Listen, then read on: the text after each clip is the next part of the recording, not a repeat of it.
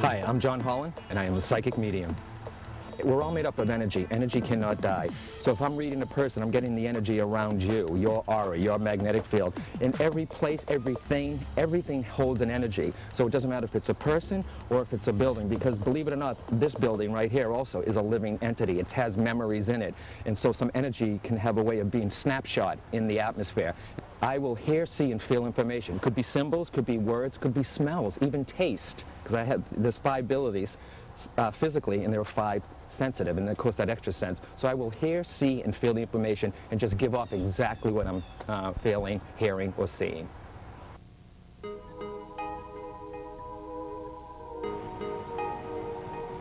We're in New Hampshire, and I'm not sure where they're taking me. In New Hampshire, of course, is just above Massachusetts, and we are on the seaside of New Hampshire, so there's a lot of ocean and waters around here, and we're going to a place, and I'm going to try to discern what the building's about, maybe what happened there, and pick up the energy of the building and just give off exactly what I'm getting. So this is very, very exciting, and I love this.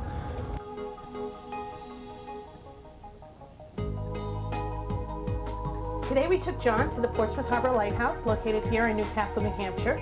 You are standing in one of the first 12 locations for a lighthouse in the United States. By the way, the lighthouse was the first lighthouse established north of Boston in the American colonies, so it's a very important place. But besides that, we have Fort Constitution right here. Fort Constitution goes, a fort on this location actually goes back to the 1640s, when it was a British fort, originally called Fort William and Mary. And I'm just curious, you've got this lighthouse, and then you've got the other one over there. Is there a third lighthouse? Because I'm hearing something about the third lighthouse. Now, I only see this one and this one. And this lighthouse in particular, I don't want to necessarily, I can't get a date necessarily right away, 1670. And was this rebuilt, please? Because this is, I'm aware that this is not the original structure, or it's been added on. Do you understand this? John spoke of 3 lighthouses here. This is also the 3rd lighthouse built on this location.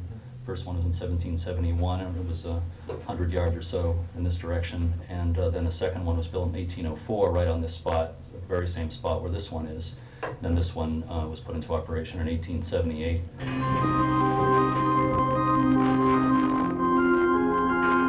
Was there only like one battle here, or hardly any, please? Yeah, because, you know, some places like the Alamo, and they've had constant battles. I'm not getting this as a hive of, like, battles for years and years. I feel like I just wanted to say the one, okay? And I'm sure you know what, of course it made enough impact that it makes history, and everybody here around it. But I'm just getting just the one, okay? There was a battle here, or at least a skirmish, usually referred to as a skirmish, in December 1774, and the local militia raided here and took the ammunition from this fort. Local people will tell you that that's when the revolution started, right here. That battle in December 1774 is the only actual battle ever at this fort, to the best of my knowledge.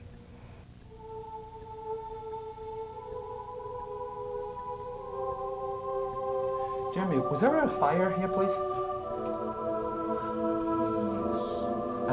Granted, it doesn't look like any timber, any burnt cinders to me, but I'm actually smelling smoke. I'm smelling smoke. I don't know if I'm in this area with that. Do you understand that? Yes. Okay. And would that have gone, is that a while ago that happens, please? Yes. Yeah, because I'm seeing flames and I'm smelling smoke.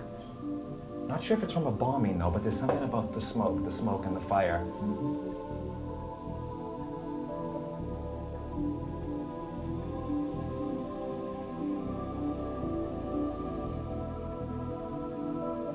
But I smell that smoke still. My God, I can smell that smoke. And it's not like a little forest fire. I mean, it's not like a little candlestick. This is, I'm being filled with the sense of smoke and burning also. It's a very acrid smell that I'm getting too as I'm here. And when I said I feel a sadness too about the lighthouse, I felt very nauseous also. It was a nauseous feeling.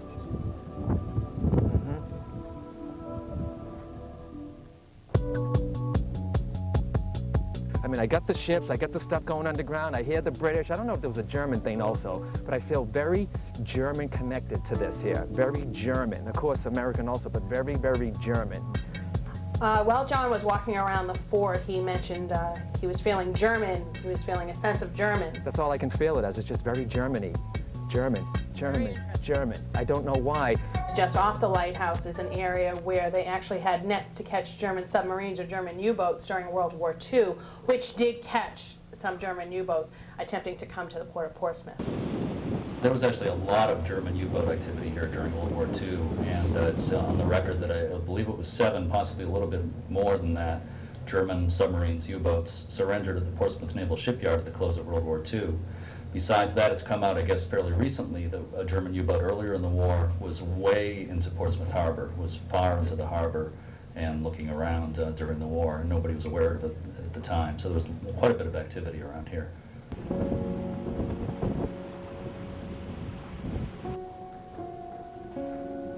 And quickly, also, I know John's a very common name, but John is also important.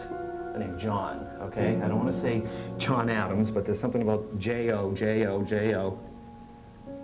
Is it just J-O? I'm not sure. Are you sure it's John? When I get a J, is there a J connection to this? I don't want to give anything, okay? Because my name is John. You have to understand, when my name is John, I see J, I get the J, I get the J-O significance, so that always means to mean Joseph, John, that type of thing. Do you understand that? Because everybody has a John and a Mary, so I hate to give that, me being Irish, Italian, Catholic, we all have a John and Mary, but I keep getting J-O, and that's why I have to ask that question.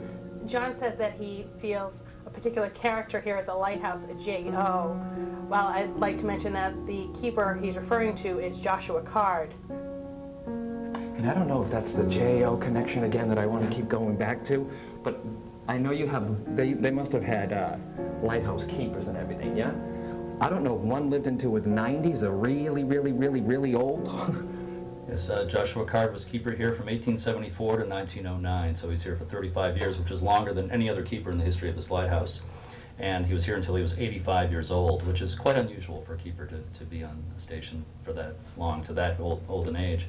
I feel whoever had this place, this was his baby. This was his proudness. Do you understand that this is his baby? I don't even know if he had kids, but I know this is his child. Whatever this structure is this is his baby.